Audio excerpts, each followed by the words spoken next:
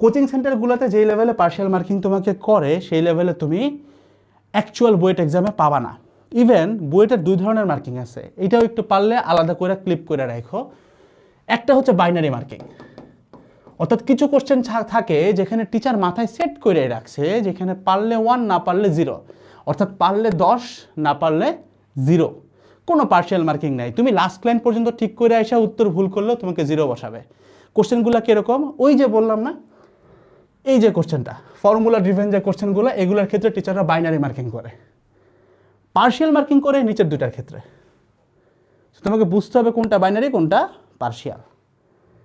So এরকম চিন্তা করা দরকার নাই যে লিখে দিয়ে আসলেই নাম্বার। হ্যাঁ, লিখে দিয়ে আসলে তোমার লাভ। এখন ধরো হুদাই তুমি একটা জিনিস অনেকখানি লিখতেছো, তুমি হয়তো হিসাব করতেছো যে আচ্ছা মৃধা ভাই তো বলছে, সব ভাই তো বলছে যে 600-র মধ্যে 350 পাইলে বুয়েট, এখন আমার তো পার্শিয়াল মিশলে 350 আসে। ভাই তুমি তো জানো না পার্শিয়ালে কত পাবা, সেটা মাথায় রাখতে হবে। 350 তোমাকে সলিড উত্তর করতে হবে।